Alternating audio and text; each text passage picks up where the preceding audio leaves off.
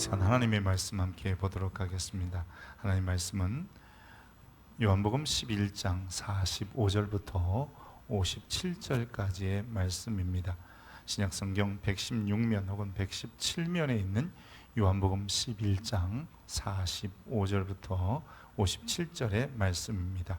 이 계시의 말씀을 읽을 때에 하나님의 음성이 들려지길 원합니다. 마리아에게 와서 예수께서 하신 일을 본 많은 유대인이 그를 믿었으나 그 중에 어떤 자는 바리새인들에게 가서 예수께서 하신 일을 알리니라. 이에 대제사장들과 바리새인들이 공회를 모으고 이르되 이 사람이 많은 표적을 행하니 우리가 어떻게 하겠느냐. 만일 그를 이대로 두면 모든 사람이 그를 믿을 것이요 그리고 로마인들이 와서 우리 땅과 민족을 빼앗아 가리라 하니 그 중에 한 사람 그 해의 대제사장인 가야바가 그들에게 말하되 너희가 아무것도 알지 못하는도다. 한 사람이 백성을 위하여 죽어서 온 민족이 망하지 않게 되는 것이 너희에게 유익한 줄을 생각하지 아니하는도다 하였으니 이 말은 스스로 함이 아니요 그 해의 대제사장이므로 예수께서 그 민족을 위하시고 또 그 민족을만 위할 뿐 아니라 흩어진 하나님의 자녀를 모아 하나가 되기 위하여 하기 위하여 죽으실 것을 미리 말함이러라. 그날로부터 그들은 예수를 죽이려고 모의하니라. 그러므로 예수께서 다시 유대인 가운데 드러나게 다니지 아니하시고 거기를 떠나 빈들 가까운 곳 에브라임이라는 동네에 가서 제자들과 함께 거기 머무시니라. 유대인의 유월절이 가까움에 많은 사람이 자기를 성결하게 하기 위하여 유월절 전에 시골에서 예루살렘으로 올라갔더니 그들이 예수를 찾으며 성전에 서서 서로 말하되 너희 생각에는 어떠하냐 그가 명절에 오지 아니하겠느냐 하니 이는 대제사장들과 바리새인들이 누구든지 예수 있는 곳을 알거든 신고하여 잡게 하라 명령하였음이러라. 아멘. 이것은 하나님의 말씀입니다. 올해 열대야가 한 13일, 2주 정도 계속되었다고 합니다. 그렇게 뜨거운 날들이 계속되더니 오늘 아침에 너무 시원한 마치 찬바람이 부는 것 같은 느낌이 들었습니다. 입추가 지났지만 아직도 말복이 남아 있어서 여전히 더운 날씨입니다. 날씨 어쨌든 계절의 변화를 보면서 이 사람이 할 수 없는 것을 생각해 보았습니다. 하나님이 우리나라 전체의 에어컨을 한 번에 두셔서 우리가 시원해지지 않나 생각해 보면서 다시 한번 자연과 기상현상을 다스리시는 하나님의 위대하심을 보게 됩니다.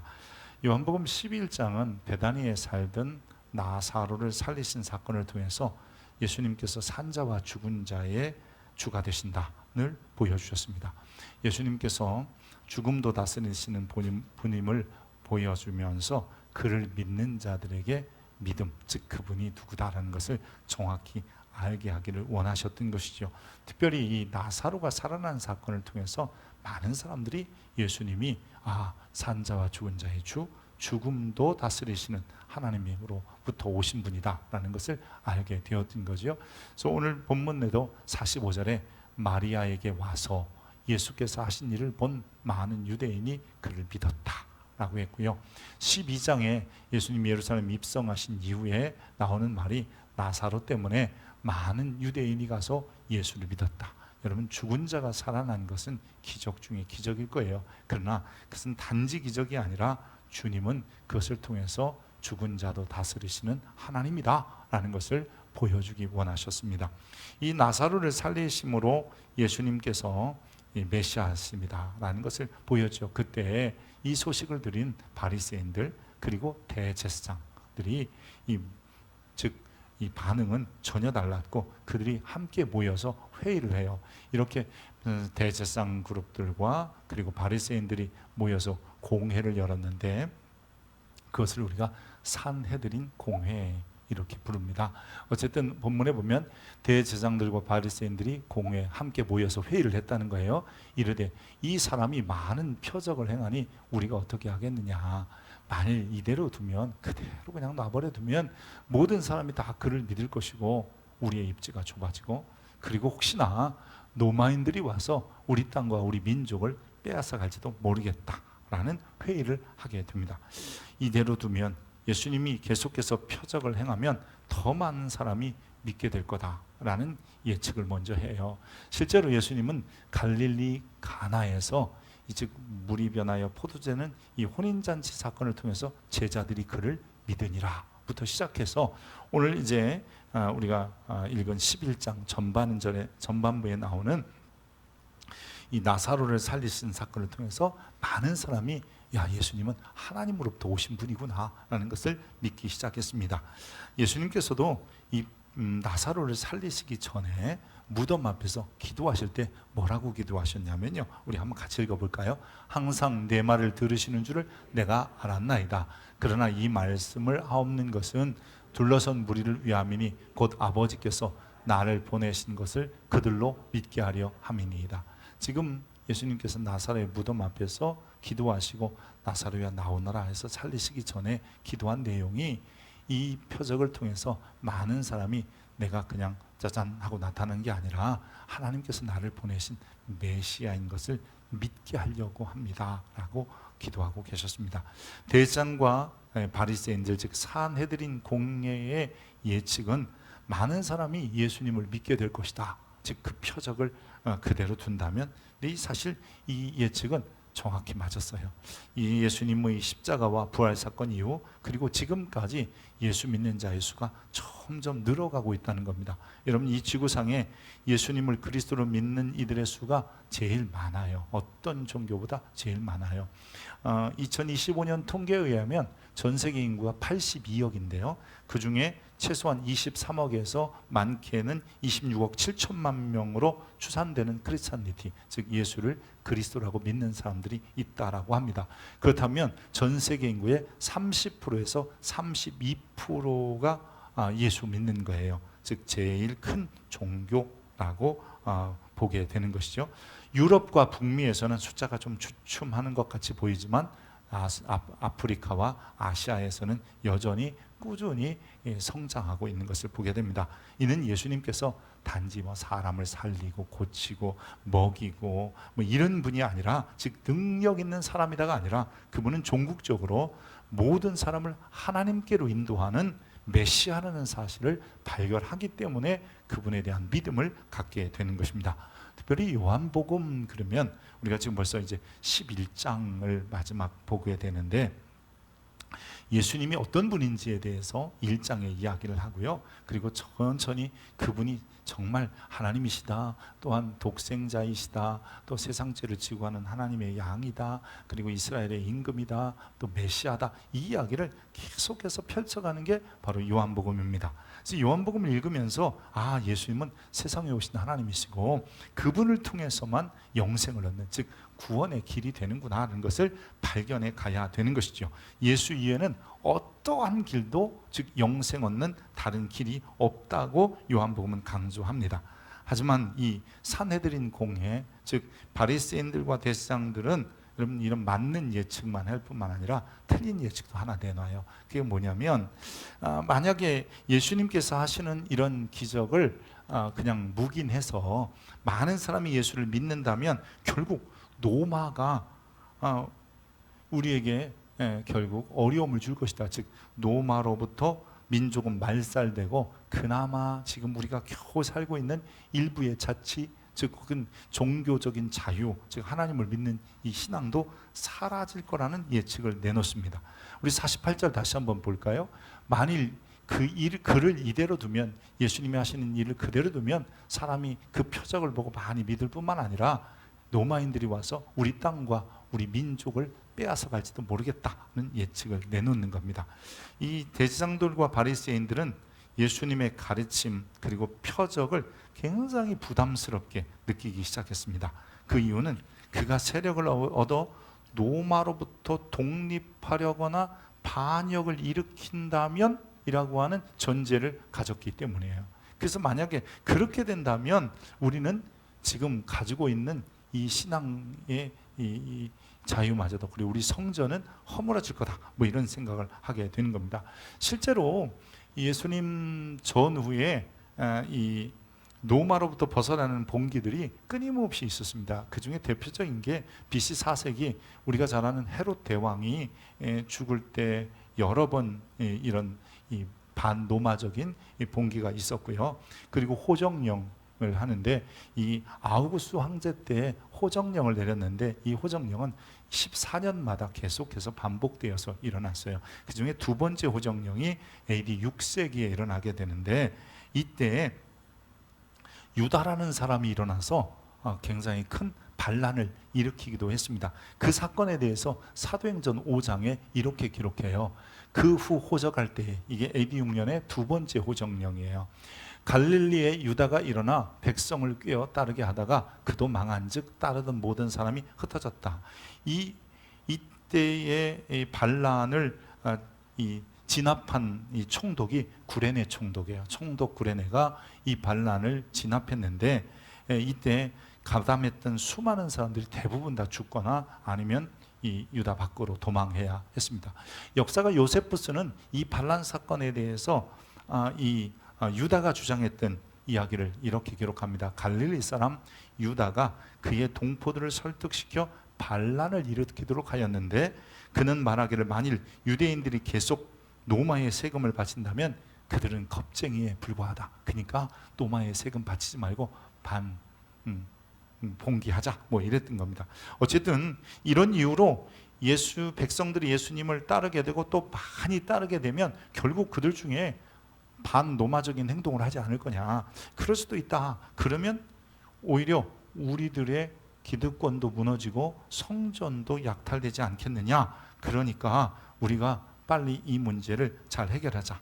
즉 반로마적 무력봉기 못하게 하자. 근데요, 여러분, 예수님이 하신 말씀을 가만히 보십시오. 한 번도 어떤 그 반로마적인 표현이나 아니면 그 민족 봉기를 위해서 군대를 조직하거나 아니면 무기를 저장했다, 이런 말씀이 없어요. 오히려 가이사의 것은 가이사에게 세금도 내라고 하시잖아요.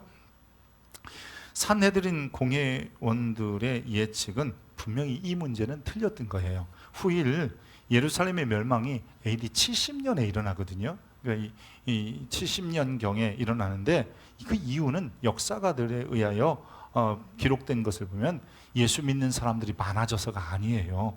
오히려 역사가들은 로마와 결탁한 종교 지도층들, 즉 이 산헤드린 공회원에 속한 이 사람들, 그 다음에 그뿐만 아니라 이 로마의 수탈, 특별히 이 성전고, 즉 성전 안에 있는 성전에 나와둔 것들을 이 약탈해가는 일이 결국 도화선이 돼서 봉기가 일어나고 그 봉기 가운데 열심당원이나 암살단, 뭐 이런 사람들이 특별히 대두되고, 그리고 결정적으로 백성들에게는 이 성전 약탈을 통해서 이 다신론과 유일신론이 충돌하여 봉기가 급격히 일어나고, 이 때문에 이 봉기를 진압하기 위해서 AD 70년에 타이터스 디도 장군에 의하여 예루살렘이 결국은 무너지게 되는 겁니다.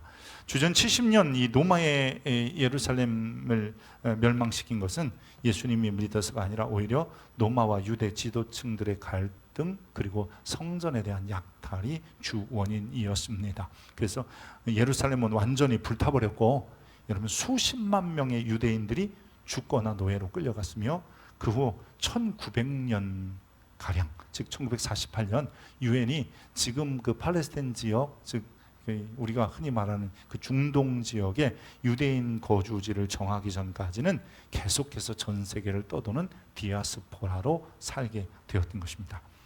대제사장들과 바리새인들의 그릇된 예측, 여러분, 이 예측은 결국 그릇된 결과를 만들어냅니다. 즉 예수님 믿으면 결국 로마에 의하여 우리 다 죽고 이 땅도 빼앗을 것이다 라는 이 잘못된 예측은 잘못된 결정을 하게 됩니다. 여러분, 그 잘못된 결정이 뭐냐면 그날로부터 예수를 죽이려고 모의하니라. 예수를 죽이고자, 죽어 없어지면 된다, 저 사람만 죽어 없어지면 된다, 이렇게 결정하게 되었던 것입니다. 그래서 이 대제사장들과 바리새인들, 즉 산헤드린은 이 그릇된 결정을 하고 어떻게 하든지 보기만 하면 신고해라, 우리가 죽여버리겠다, 이렇게 결정하게 되는 것입니다. 여러분, 요한복음은 1장부터 11장까지가 전반부고요, 12장부터 21장까지가 후반부입니다. 크게 우리가 두 덩어리로 보면요, 전반부는 예수님의 공생애들을 기록하고요. 후반부는 예수님의 마지막 한 주간이에요. 그러니까 여러분 3년의 공생애 이따 잠시 설명하겠습니다만 예수님의 3년의 공생애가 1장부터 11장이고요. 12장부터 21장까지는 마지막 한 주간, 즉 예루살렘 입성을 통해서 부활하신 이후까지 이 기록이 되어집니다. 그러고 보면 요한복음은 예수님의 마지막 한 주간 예수님의 죽음에 대해서 그만큼 더 포커스를 두고 기록한 책임을 알 수 있습니다. 그렇다면 거기에 여러분 우리가 위대한 하나님의 역설이 담겨져 있다는 겁니다. 이 바리새인들과 대제사장이 즉 산헤드린 공회에서 야 우리 땅도 빼앗길지도 모르고 우리 민족이 멸망할지도 모르니까 저 죽여버리자 이렇게 결정했는데 하나님은 그 죽음을 우리의 구원으로 바꿔놓으시는 거예요. 그래서 오늘 본문에 그 이야기를 하게 되는 겁니다. 11장 50절에 보면 한 사람이 백성을 위하여 죽어서 온 민족이 망하지 않게 되는 것이 너희에게 유익한 줄을 생각하지 아니하는도다. 이게 누가 한 일이냐면 그 해의 대제사장이었던 가야바라는 사람이 한 이야기입니다. 예수님께서 여러분 이 가야바의 입을 통해서 세상죄를 지고 하는 하나님의 어린 양으로서의 죽음을 이야기하는 거예요. 그는 자기가 말하는데 이 말도 스스로 한 게 아니라 내가 자기가 알지도 못하는데 말한 거잖아요. 근데 하나님은 그 가야바 대제사장의 입을 통해서 하신 말씀을 결국은 위대한 구원의 역사로 바꿔놓는 거예요. 이것을 여러분 하나님의 파라독스, 하나님의 역설이라고 하는 겁니다. 예수님의 죽으심이 우리의 구원이 되는 것이고 여러분 예수님의 그 낮아지심이 우리의 높아짐이 되는 것과 같은 것입니다. 가야바는 자기 입에서 나온 말이 무슨 말인지도 모르고 한 거예요. 다만 예수님을 죽이고자 하는 마음으로 했지. 그런데 하나님은 그것을 결국은 대제사장의 입을 통해서 하나님의 큰 뜻을 이루어 가시는 것을 볼 수 있습니다. 특별히 여러분 이 오늘 본문을 보면서 이 본문 오늘 본문에 보면 55절에 유대인의 명절인 유월절이 가까웠다라고 해서 유월절에 대해서 잠시 살펴봐야 합니다. 요한복음에는 유월절이 가깝다라고 되어 있거든요. 근데 유월절에 대해서 잠시 살펴봐야 되는데 여러분 이 요한복음의 유월절이 3번 등장합니다. 그래서 첫 번째 유월절은 2장에 등장해요. 성전을 청결케 하는 사건. 두 번째 유월절은 언제냐면 오병이어의 사건을 일으킬 때, 기적을 일으키실 때 등장하고요. 마지막 유월절이 오늘 본문에 등장하는 이야기입니다. 그리고 이제 12장부터 계속 유월절 이야기로 한 주간이 이야기가 되어집니다.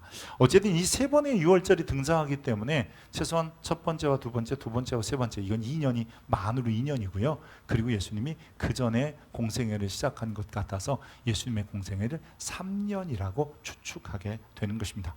유월절은 이 출애굽할 때에 10번째 재앙 혹은 10번째 하나님의 표적을 보이시면서 결국 이 모든 장자를 죽이실 때 양과 염소를 잡아서 즉 작은 가축을 잡아서 문설주와 문임방에 바르라 그랬어요. 설주는 좌우에 문임방은 위아래예요. 그래서 문임방과 문설주에 전부 이렇게 예수 즉 어린 양의 피나 염소의 피. 성경은요 염소 피나 양의 피를 구분한 적이 없어요. 우리만 구분해요.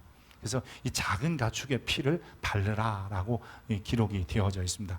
출애굽기 13장부터 보면요.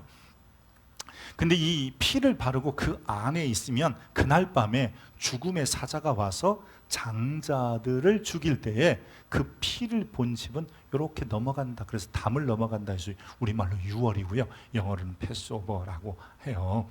근데 여러분 이 유월절의 특징이 뭐냐면 일반적인 절기는 그 일이 먼저 있고 수년 후에 그걸 기념해 지켜요. 여러분 3일 만세 운동 먼저 하고 우리가 지금 3일절을 지키잖아요. 이런 것처럼 보통은 그런데 유월절만큼은 하나님이 지키라 했더니 그 일이 일어났다는 거예요. 그 유월절은 먼저 지키라 명령하시고 그렇게 했는데 그날 밤에 즉 이 죽음의 사자 내려와서 장자를 칠 때에 하나님께서는 그 안에 있는 즉 임방과 설주에 피 바른 집에 들어가 있는 사람들은 보호하시고 또 살려주셨다는 것을 경험하게 되는 것입니다.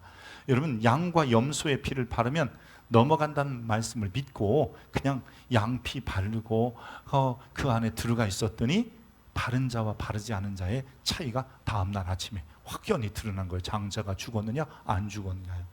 여기는 유대인이냐 애굽이냐의 차이가 아니에요. 유대인이든 애굽인이든 그 안에 들어가 있느냐, 그 문에 이 피를 발랐느냐 안 발랐느냐의 문제였습니다. 거기 안에는 이 착하게 산 사람이냐 아니면 저 사람 참 독한 인생이야 이런 사람이냐 이게 문제가 아니었어요. 착하든 독하든 악하든 간에 심지어는 예수의 피처럼 이 짐승의 피, 염소의 양의 피를 바른 사람들은 다 살아났다는 것입니다. 그러기에 대제사장이었던 이 가야바가 자기도 모르는 사이에 예수님께서 민족을 위하여 뿐만 아니라 흩어져 있는 모든 사람을 위하여 죽어야 된다라고 하는 선언, 여러분 이때가 유월절이었고 이 유월절을 통해서 예수님께서는 결국 그때 죽으시고 초실절날 부활하시게 됩니다. 그래서 성경은 예수님에 대해서 유월절 양이라고 하는 거예요. 그렇다면 그 피를 바른 자, 그 피가 바른 곳에 들어가 있으면 누구든지 하나님이 살려주시고 보호하신다는 약속이 있는 겁니다. 여러분 그렇게 하나님의 보호를 받은 사람들, 살리심을 받은 사람을 요한복음은 다른 말로 영생을 얻은 자라고 이야기하는 것입니다. 예수님께서 유월절 양이냐? 여러분 고린도후서에는 명확하게 이렇게 기록합니다. 너희는 누룩 없는 자인데 새 덩어리가 되기 위하여 묵은 누룩을 내어버리라. 우리의 유월절 양 곧 그리스도께서 희생되셨느니라. 여러분 이제 예루살렘 입성이 이제 결국 이 마지막 한 주간의 시작인데요. 그때 예수님께서 유월절 양처럼 올라가신 것을 보게 됩니다. 또한 요한복음 1장에 우리가 다시 한번 가보면요. 요한복음 1장은 예수님을 어떤 분이라고 소개하냐면 이렇게 소개합니다. 같이 읽습니다. 이튿날 요한이 예수께서 자기에게 나오심을 보고 이르되 보라 세상 죄를 지고 가는 하나님의 어린 양이다.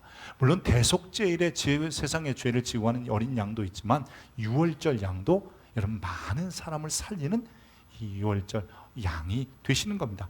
한 사람이 백성을 위하여 죽어서 온 민족이 망하지 않게 되는 사건, 이것은 대제사장이었던 가야바가 자기도 알지 못하게 하는 내뱉은 소리였지만 하나님은 그것을 바꾸사 하나님은 예수 그리스도의 십자가를 통해 사건을 통해서 저와 여러분을 살리시기로 결정하신 것입니다.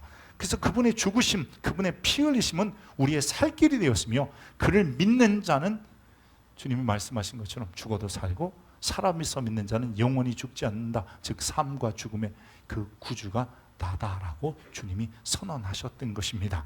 사랑하는 성도 여러분, 예수 그리스도의 십자가 사건이 다른 사람이 아니라 바로 나를 위한 사건이심을 믿으시기를 축복합니다.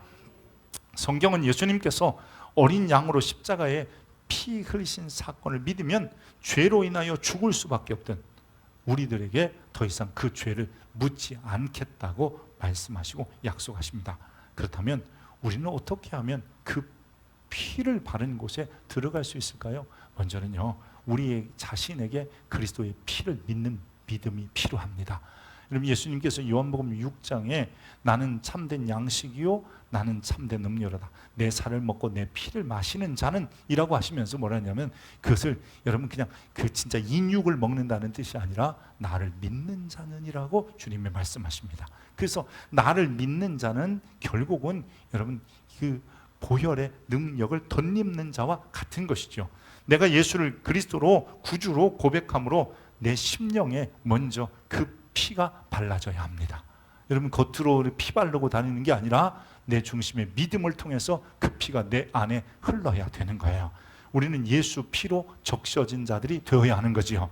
심지어는 여러분 나도 예수 피로 그리고 여러분도 예수 피라면 저와 여러분은 한 피로 적셔진, 그래서 우리는 한 형제 자매 이렇게도 부르는 것이죠.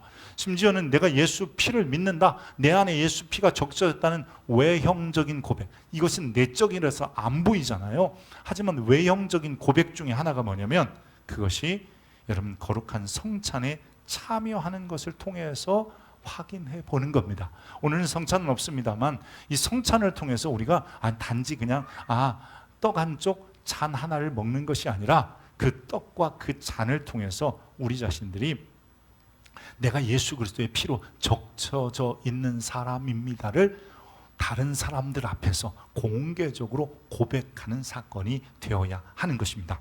너희가 알거니와 너희 조상들이 물려준 헛된 행실에서 대속함, 이 속량받았다는 뜻이거든요. 이게 구속받았다는 뜻이에요. 이 구속함을 받은 것은 은이나 금으로 없어질 것, 뭐 이런 것으로 된 것이 아니라 오직 흠없고 점없는 어린 양 같은 그리스도의 보배로운 피로 된 것이라 그렇게 말하고 있습니다. 여러분, 우리가 구원받은 것은 여러분 다른 게 아니에요. 즉 예수 그리스도의 보혈로서 가능함을 믿으시기 바랍니다. 그래서 그 보혈의 피가 내 안에 있다 때는 그것을 외형적으로 고백하는 사건이 성찬의 예식이고, 또한 우리는 늘 그 피가 내 안에 이미 발라졌음을 확신하는 믿음이 우리에게 필요한 것입니다. 두 번째로는 우리가 그리스도의 피를 바른 공동체 안에 속할 때에 내가 그리스도의 보혈의 피 가운데서 생명을 얻고 영생을 누린다가 되는 것입니다. 교회라고 하는 공동체는 건물이 아니잖아요. 예수를 주로 믿는 공동체에 속하는 것은 여러분 마치 유월절에 피를 바른 집안에 거하는 것 같고, 그 안에 교회 공동체 안에 나의 정체성, 내가 누군지 교회를 통해서 나는 그 교회 교인이야 라고 말할 수 있다면 최소한 그는 예수 피 안에 들어가 있는 것입니다. 왜냐하면 사도행전 20장 28절에 한번 같이 읽어볼까요? 여러분은 자기를 위하여 또는 온 양떼를 위하여 삼가라. 성령이 그들 가운데 여러분을 감독자로 삼고 하나님이 자기 피로 사신 교회를 보살피게 하셨느니라. 교회는 어떤 거냐? 하나님이 자기의 피값으로 산 거라요. 예수 그리스도의 십자가의 사건, 즉 세상에 오신 하나님이 십자가에 죽으시고 피 흘리신 사건을 통해서 교회를 사셨다고 해요. 여러분, 샀다고 하니까 또 누구한테 샀지? 이런 얘기 하지 마십시오. 지난번에도 말한 것처럼 예수님이 피값을 마귀에게 주는 거 아니에요. 사단에게 주는 거 아니에요. 이것은 하나님의 공의를 실현하는 하나님의 만족함에 있었던 거죠. 하나님의 공의를 만족시키는 것임을 우리는 기억해야 되는 것입니다. 우리에게 영생을 주시려고, 그분은 우리에게 삶을 주시려고 십자가 위에서 유월절 양으로 죽으셨다라고 말하고 있는 겁니다. 세상은 예수 믿는 것을 좋아하지 않습니다. 세상은 아마 예수 믿는 사람들 때문에 세상이 망할 거라고 지금도 얘기합니다. 그러나 우리는 기억해야 합니다. 세상이 망하는 것은 예수 믿는 사람 때문이요, 예수 믿어서가 아니라 세상의 죄악으로 망하는 겁니다. 세상의 죄악으로부터 돌아서는 것은 예수 그리스도의 보혈을 믿는 것 외에 다른 방법이 없습니다. 사랑하는 성도 여러분, 여러분들도 영생을 주시려고 단번에 피 흘리신 예수 그리스도를 믿고 여러분 교회 공동체 안에서 잘 속해서 믿음 생활할 수 있기를 축복합니다. 그럴 때 우리는 주님이 주신 그 영원한 생명을 계속적으로 누리다가 어느 순간 우리도 모르는 사이에 눈 떠보니 하나님 나라가 있는 것이고, 또한 그곳에 가 있는 나를 발견하게 될 것입니다. 여러분 안에 그리스도의 보혈이 가득하기를 축복합니다.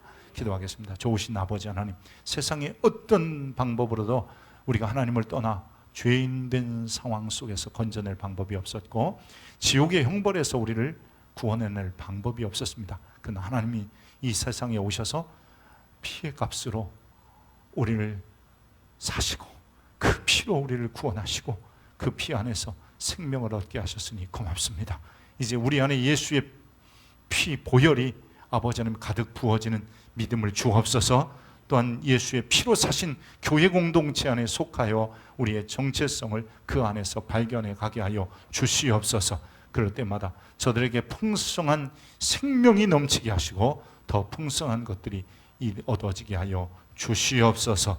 예수 그리스도의 이름으로 기도합니다. 아멘.